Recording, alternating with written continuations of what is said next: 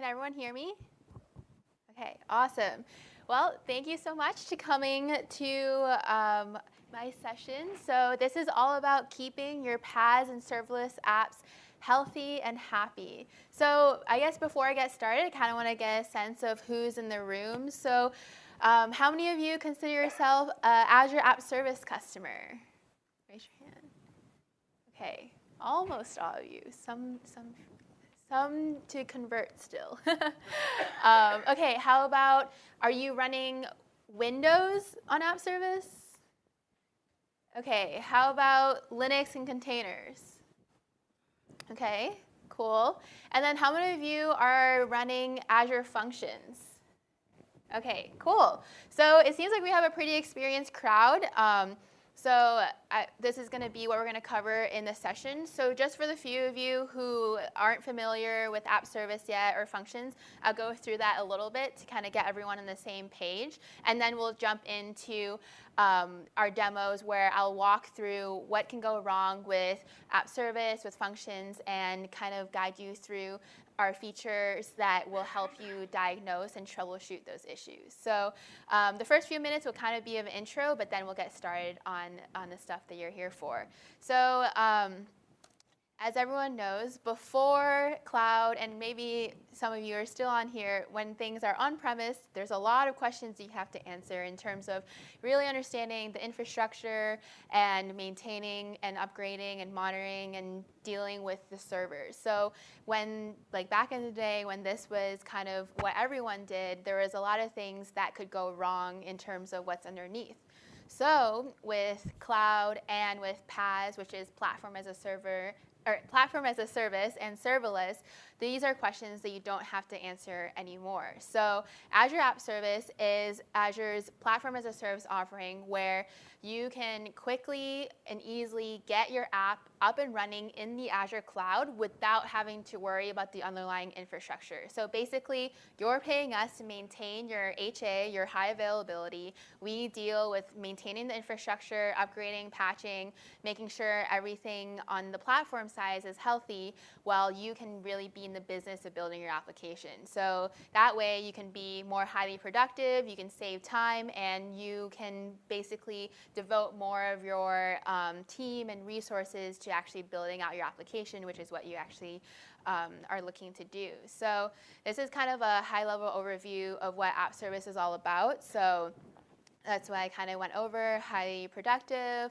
fully managed, and also enterprise grade. So this will go over a lot of the configuration and management features that we have that you can take advantage of because our team has done the work and kind of listened to customers' feedback over the years to develop these productivity features to make things only 3-5 clicks away instead of having you to configure it yourself. So you try to make a lot of app service features as out of the box as possible so you can really focus on building out your application and you can kind of use those features.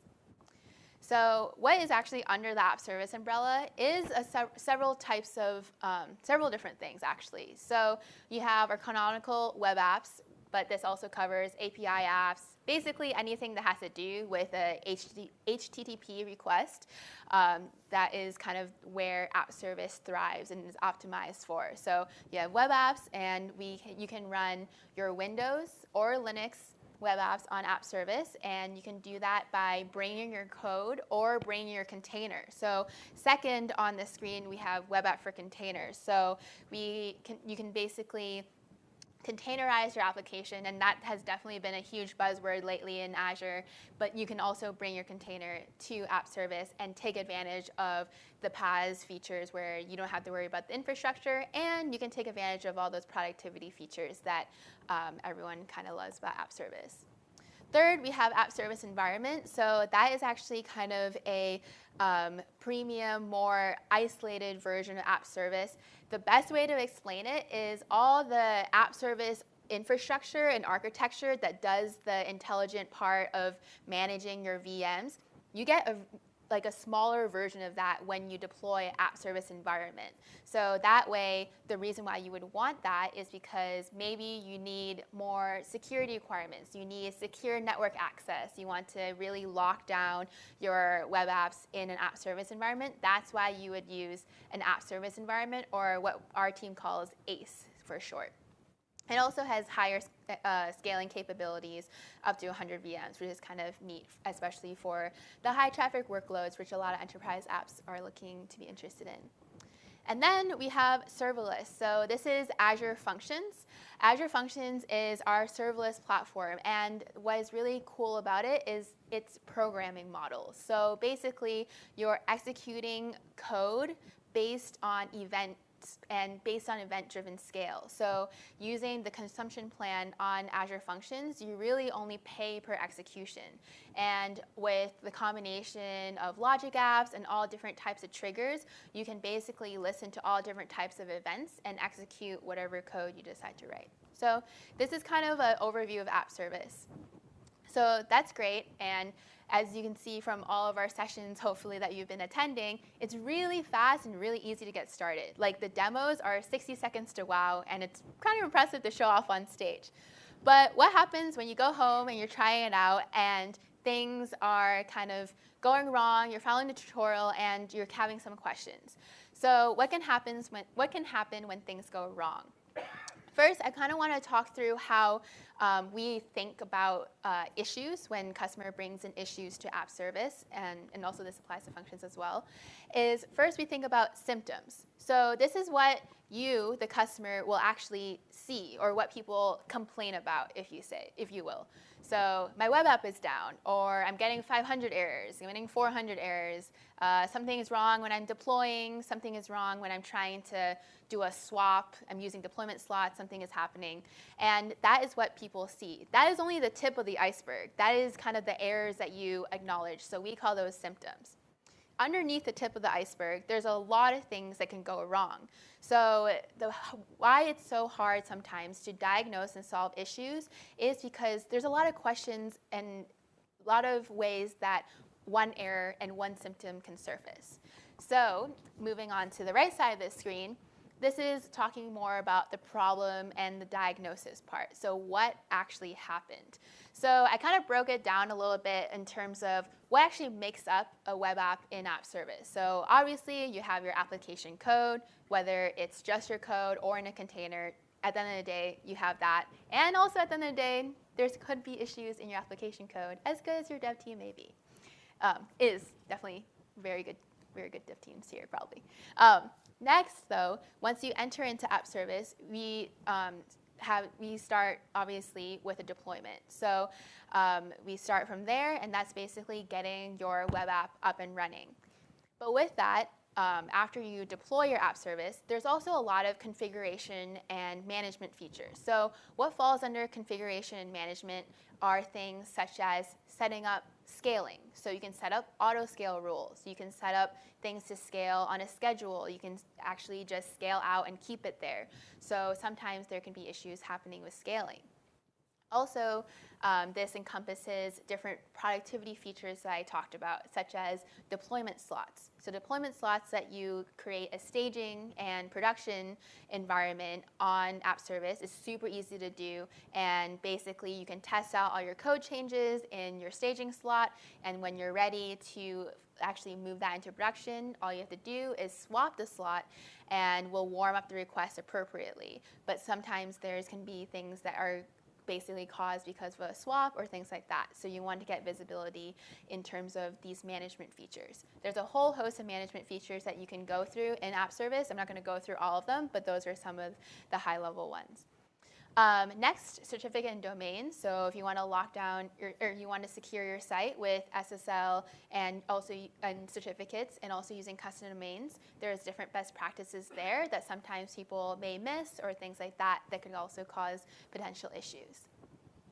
Now that you have everything configured and kind of customized to your particular use case when you're running in production, when you actually are serving requests and getting visitors and getting traffic, the main bucket here that you're concerned about is availability and performance. So usually when people think about health or like the healthiness of a web app, it's usually looking at requests and errors and the latency or not so latency of their requests hitting their web app. And that falls under the availability and performance category. And then the last thing that people always think about when they're deploying their web app into App Service is just the proactive best practices. So basically, you hear a lot of sessions when you go to the conferences, what are best practices and things like that for different services. For us, we want to make sure that people are aware of these best practices that they should do before they go into production to be proactive, and that will help when things do go wrong. Cool.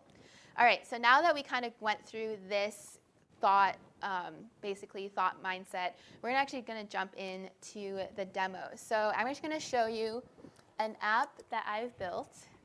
So this is the Ignite Bakery. Hopefully it doesn't make you hungry. But it's a simple application basically allowing my customers or my users to be able to purchase different goods and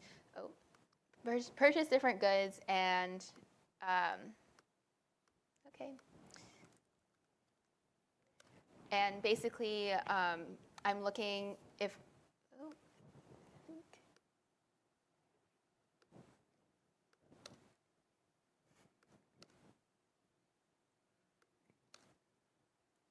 interesting. Well,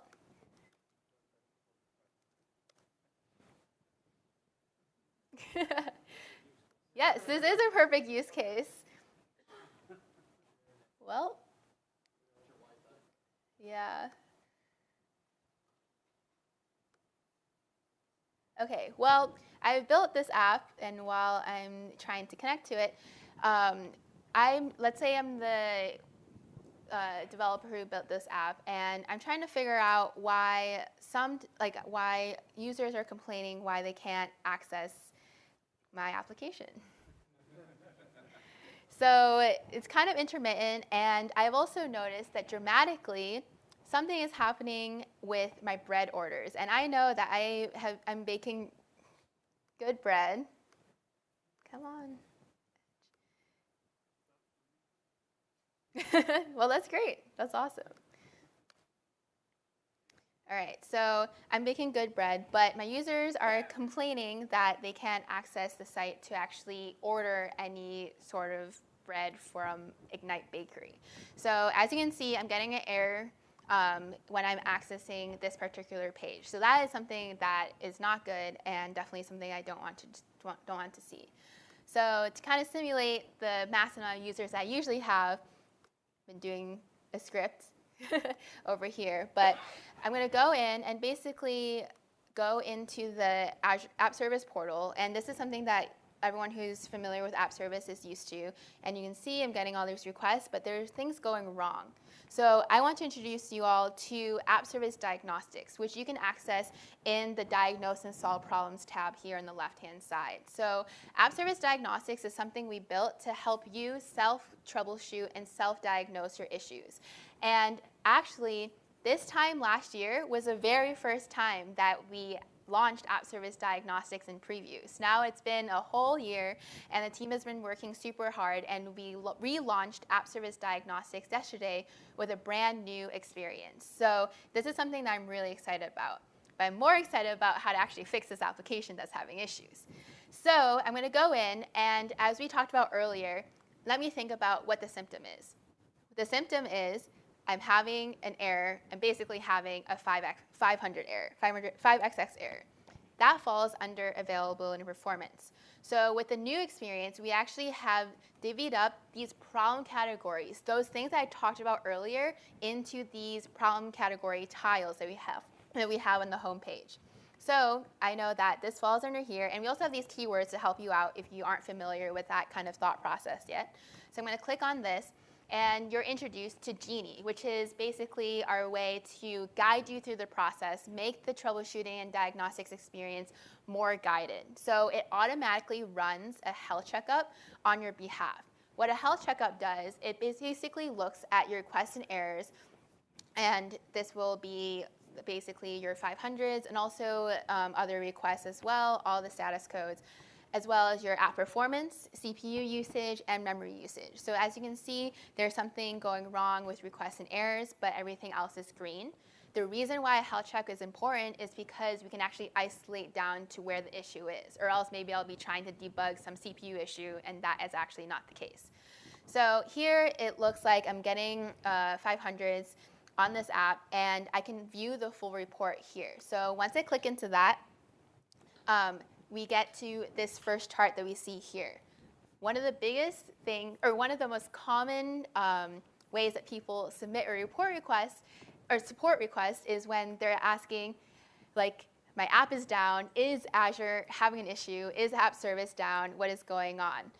So this chart is very important because it basically allows you to isolate whether it's something on the platform, which is something on the app service side, or something in your app. So something in your app may be doing something wrong. So if I look at here, the platform availability is at 100%, but the app availability is at a dismal 3.26%. So as you can also notice, there's actually several different downtimes here. What if I'm not concerned about the one that just happened and I'm concerned about the one that happened earlier in the day? You can actually click on these orange bars and everything underneath will update accordingly, and you can isolate down to the downtimes, because sometimes when bad things happen, a lot of bad things happen because maybe it's something in your application code that has caused further issues. This way you can isolate what downtime to fix one at a time. The first thing that shows up are observations. So first, we see that this may be an issue with application code, and also you can see where the failures are coming from. So it's coming from this particular path, which is /home/detail/4. That makes sense to me because that is where I'm seeing the error hit on when I click on bread. Okay, so now that I've seen that, let's see what else I can look at. So here, we see application insights. So I don't know if you're familiar with application insights. That is something that you can actually add onto your app service. So I want to emphasize now, one of the biggest questions, or one of the most common questions I get when I talk about app service diagnostics is, what do I need to configure it? How much does it cost?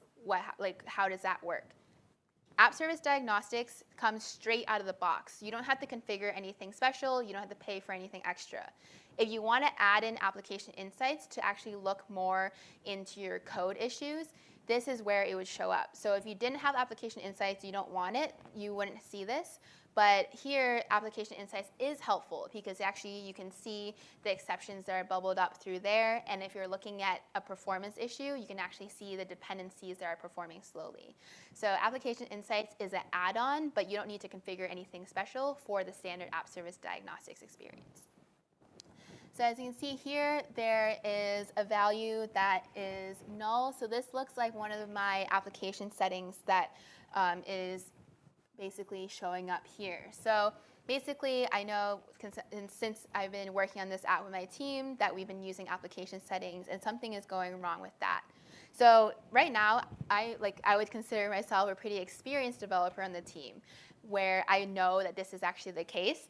If I wanted to actually prove this or go further, the next part of this app error analysis is our troubleshooting and next steps. So here you will get suggestions for either a quick mitigation step or an investigation. So if I wanted to, I can actually collect a profiler trace where you would it would actually start a profiler trace. You go back to your app and repro it during the step, and then it will actually give you the full profiler trace where you can look down into the further issues. So looking at this is an issue I know with the app setting, but this confuses me because this is something that I don't think was happening in production. So like if I go to app settings real quick, I wonder if I will see this here. So it never actually showed up here. So I don't understand why I'm a little confused as why it's not here, why that has been showing up. So this is when another part of building web apps can be tricky, which is when obviously everyone's working in a team, not in isolation. So I was talking about earlier, a lot of times this is when the configuration and management part can come in. Maybe someone had configured something differently that you weren't aware about to make something work. So I'm going to go in here and actually look at configuration and management. And then I know, like, at Scrum, someone has told me that they did a swap, something happened, and that was how we did our last deployment to end our sprint. So I'm going to go in here and just check the swap operations really quickly to see if anything has happened there. So configuration management was actually a category that we didn't even have when we first released App Service Diagnostics. So this is pretty cool that you can now look into these types of features. And in the homepage of configuration management, you can actually see a whole bunch of the different tiles that it's offering. So these are all the tiles, and then I'm looking at the swap operations one. Okay, so it looks like the swaps in this time frame were successful. So I'm trying to see, is there a swap that happened around the same time that my downtime has happened? So go in here.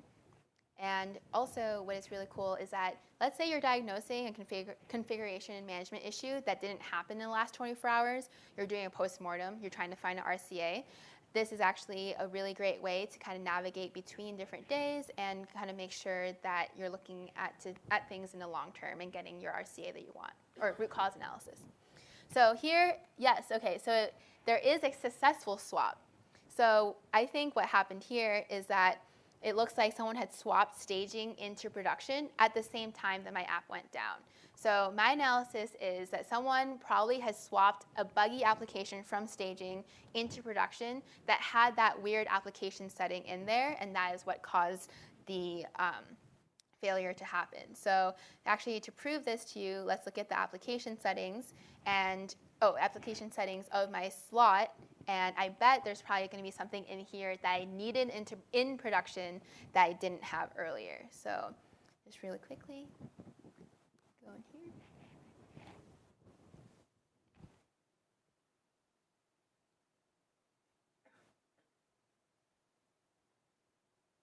All right. Okay, awesome. So someone made an update to bread info. That is the application setting that I'm missing. So this is really great, and I kind of found the root cause, and also and also kind of finished diagnosing and solving this particular issue. So great, that's awesome, right? But what if you need to do further analysis? Something that we wanted to make sure that we give a good experience to everyone who is fixing and diagnosing their issue is that sometimes things happen in parts. You want to double click on scenarios. So yeah, we looked at swap operations, we looked at application performance, but what if you just want to know how you want to do something further, you want to dive into the documentation a little bit. We want to make sure that App Service Diagnostics is as close of a one-stop shop as possible. So I want to go back into configuration and management and kind of walk you through what happens if I'm a less experienced developer and want to actually learn more about how to do different things on App Service.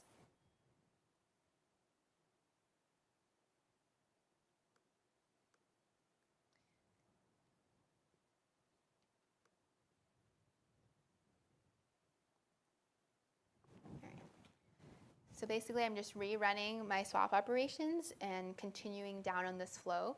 We also, when we thought about this experience, wanted to make sure when people were diagnosing and solving their issues that they can get it all kind of in one flow, all in one place, and when they go into a problem category. So that way you're focused on configuration management, but you can really walk around there and figure out what's wrong. So, all right, the swaps were still successful. That's great. So next, we ask, did you find what you're looking for? So if you say yes, then we send you to the feedback where you can give us feedback. But this new button here is where you can actually search for documentation in line. So this is kind of a neat feature where you're like, okay, I actually am a less experienced developer, and I'm going to just try to figure out how to actually do deployment slots appropriately.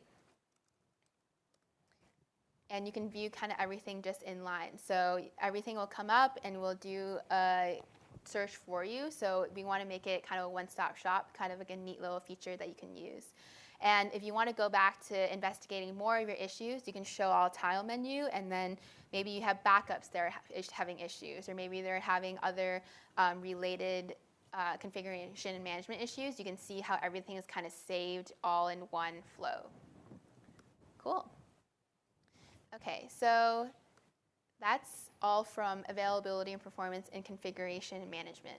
But I talked a lot about how you want to be proactive in your quest to keep your PaaS and serverless apps healthy and happy, right? So something we want to make sure that we call out is our new best practice tile category. So this one, I want to jump over to another app of mine, and we're going to go into best practices.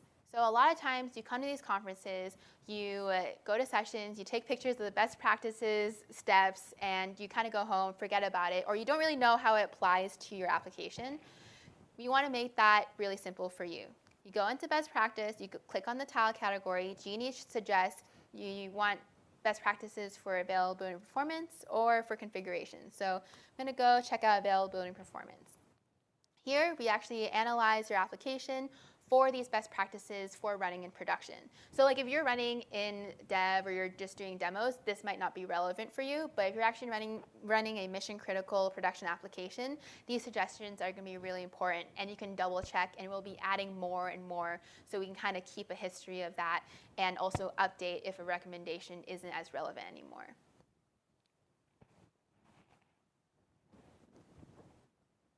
Cool. So doing a lot of checks while that's taking to run, but okay, so while that's running, I want to also call out the fact that you can now search within App Service Diagnostics. So here, if you're an advanced user and you want to kind of, hey, like tell someone on your team, hey, I found that there was an issue, I found it in App Service Diagnostics, can you check it out? You can actually tell them, okay, just search for, what do we search for? For swap, and you can just access that particular tile shortcut directly from here. So it's kind of like a shortcut where you can use the search functionality to search within all App Service Diagnostics.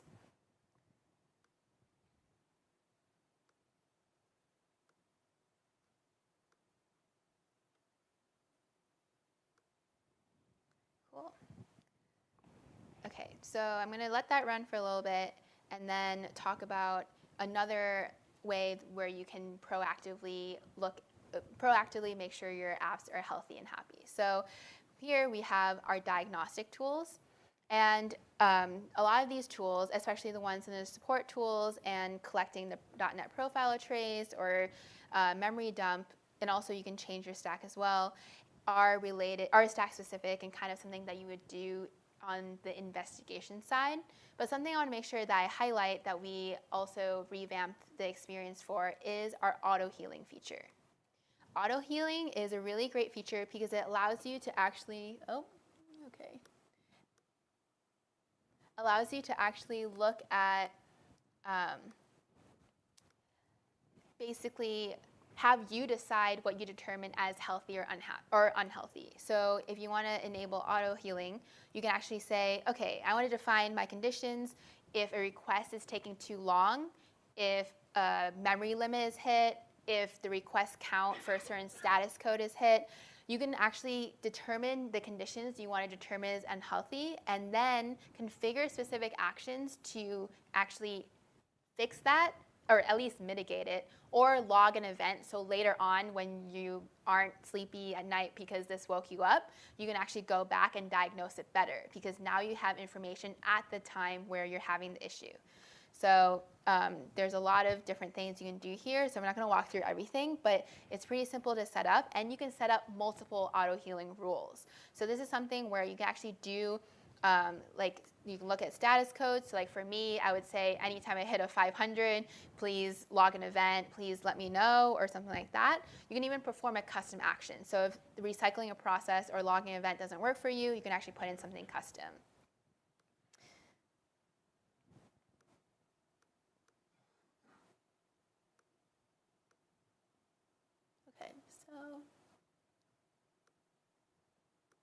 Okay, let's see. There's best practices in Ignite Bakery, actually.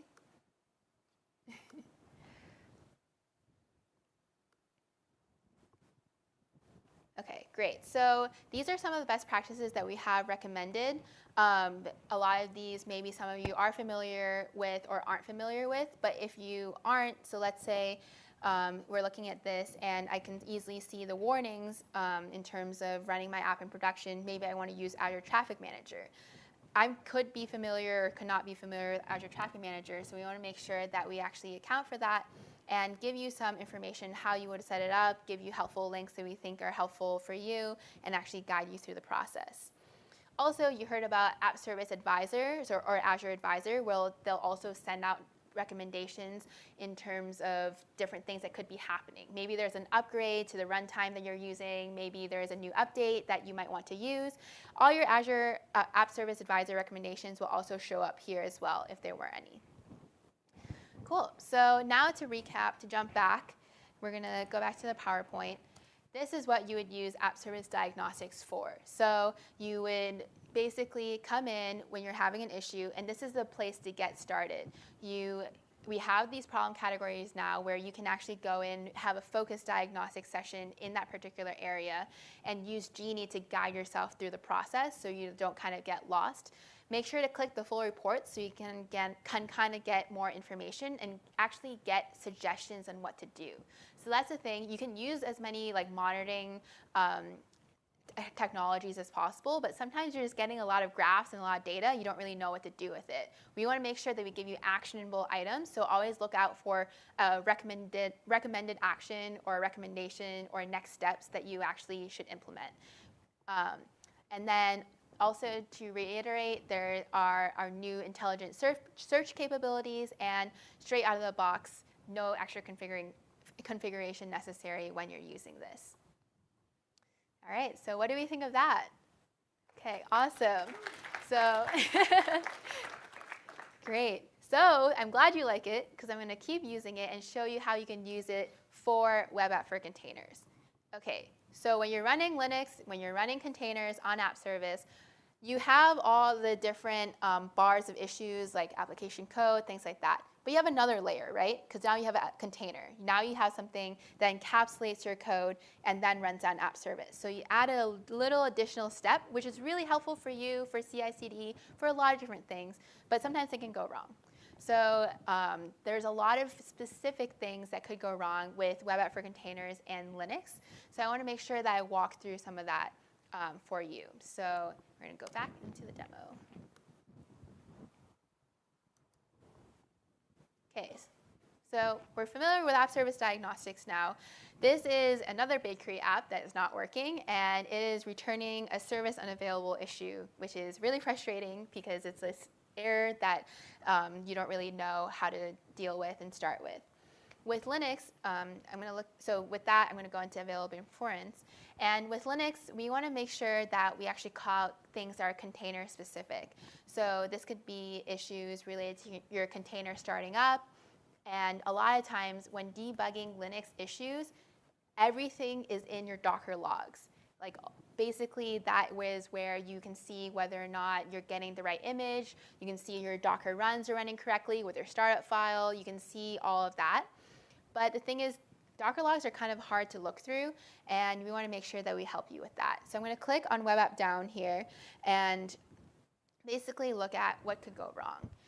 This is analyzing a whole host of different things, such as the analytics that we actually log on your behalf under the hood. So this is kind of things that are on the instances that your app and your container is running on. But in addition, we actually look at your Docker logs as well and see if there's any like start issues or anything like that.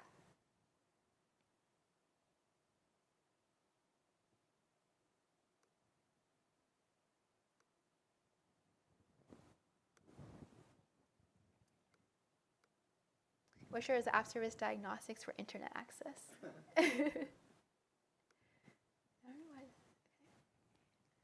So, and a lot of times, so for the people who are using Linux and containers, how many of you know how to get to your Docker logs? Okay, I do feel like that was fewer hands than people using Linux and containers. So that's something that we also want to help you solve as well. Anytime you are on App Service Diagnostics when you're using Linux and containers, we give you the direct link to the JSON to get your logs, so you don't have to go through Kudu. I think everyone here who is using App Service is familiar with Kudu, but it's your source control management site. That's your basically webappname.scm.azurewebsites.net site. And for Linux and Docker users, that is where they're going to get their Docker logs.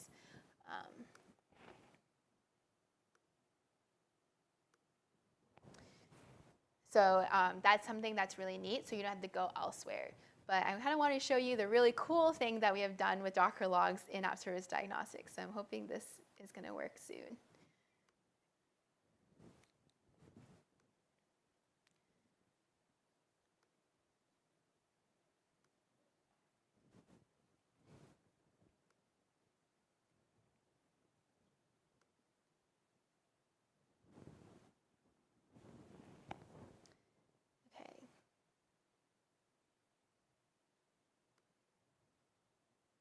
Okay, great.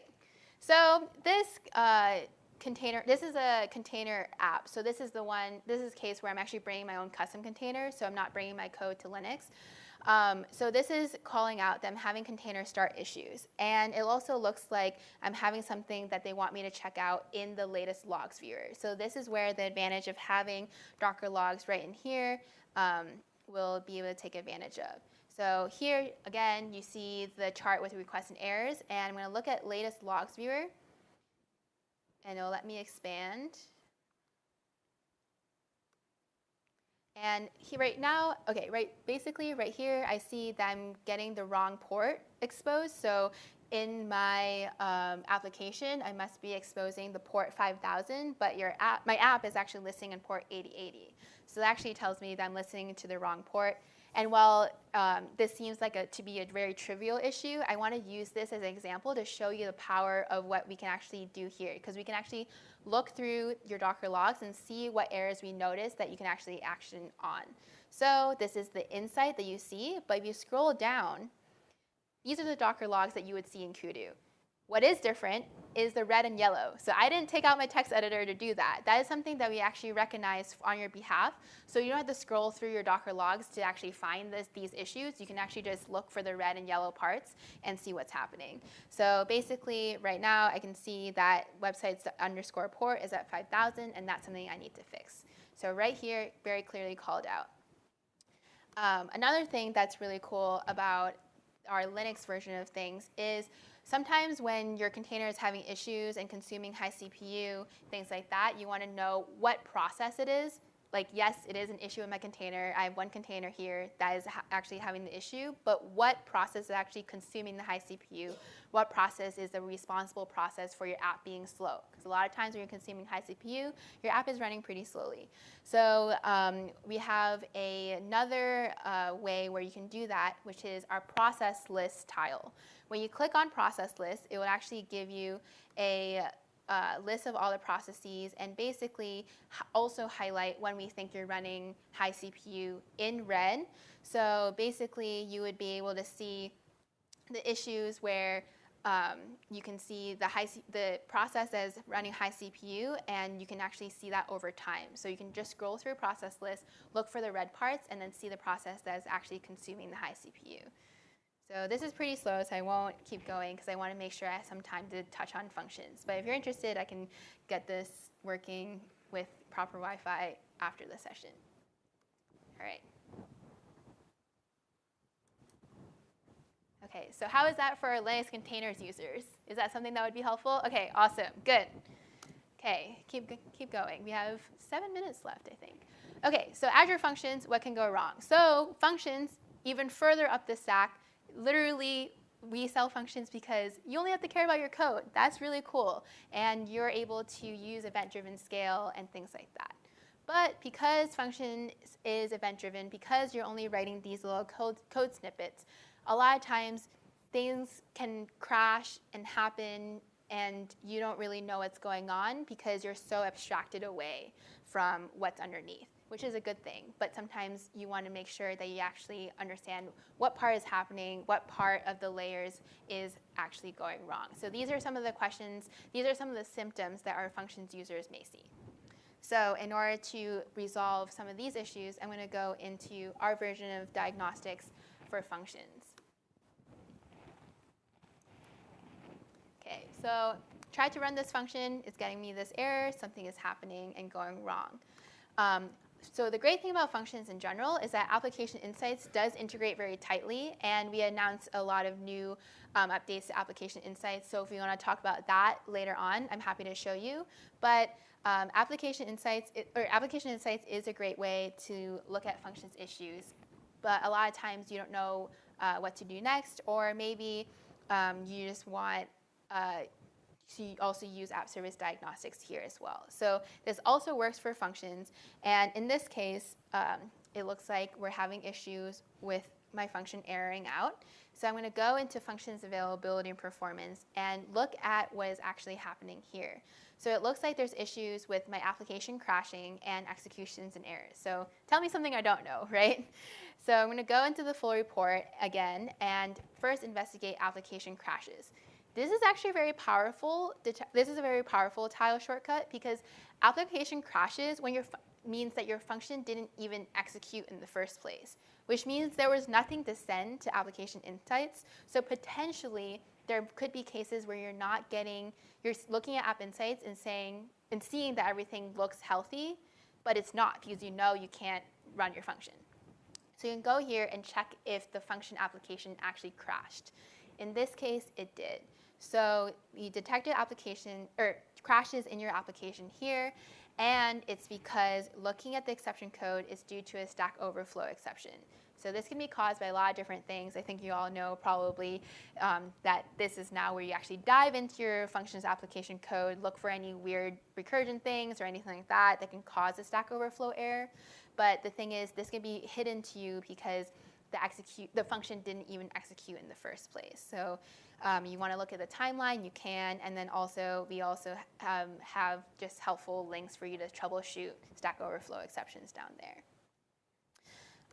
Also, we have several different functions in this function app, actually. So another set we actually have here is our function executions and errors.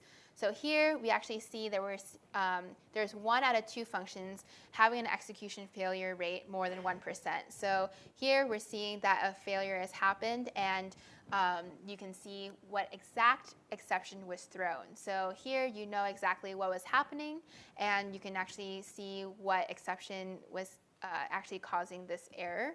So you can quickly go through that. And then what I think is really cool is that you're in the context of a function app here.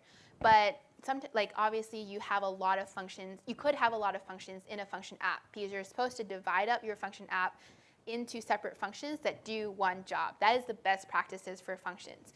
So in order to diagnose and figure out which function could go wrong, you can actually look through this. So you know function 1 is actually executing successfully. Function 3 is where it is having the issue. You're probably wondering where function 2 is. Function 2 is the one I showed you earlier that didn't even execute in the first place. So that's actually that is now how I know that the application crashed because of function 2. Cool. So here you can look at the actual sample exception details and look through that as well. So this is an intro in terms of how you could potentially find and diagnose issues with Azure Functions using our version of App Service Diagnostics that we inventively call function diagnostics. All right. So now that we covered that, we're going to wrap up really quickly here with a key takeaway. So if you were sleeping throughout this whole session, this is where you wake up, bring out your phones, and take a picture, because this is exactly what I went through today. So key takeaway, when you are having issues with the health or the configuration management or even best practices, you want to perform a sanity check, start with App Service Diagnostics. That's where you can actually isolate down your issue. And yes, maybe it won't give out the exact code issue in your application that is causing the high CPU, but at least you know where to look. And you can get troubleshooting and next steps and the additional documentation that could help you. If you know your specific problem, once you've onboarded to App Service Diagnostics, feel free to use the search bar up there so you can kind of search and destroy for the specific tile that you're looking for. That's what we added it for, and we're going to add more and more capability to that intelligent search functionality. And then lastly, check out the best practices. This is something where you don't have to remember all those best practices from like sessions and demos and docs. That's all there for you, and we'll run that against your app. So you might have different best practices for different apps, so make sure to check that out. And then everything that's more specific to web apps or Linux and containerized apps or functions is down there that you can look at later on. All right, so to finally wrap up my session, here are just a few links that I think are really helpful. So you can try out App Service if you haven't had already. If you want to learn more about the new App Service diagnostics experience, go to our Ignite announcements. That'll cover like basically everything I went through today in the new experience. And then also, if you have any feedback, if you want to deploy a buggy bakery app for any reason whatsoever, you can do that as well. And then feel free to contact me on Twitter or otherwise. I'm happy to talk to you. So I'm really glad everyone came out to listen to my session. And please, please leave a session evaluation, especially if you liked it.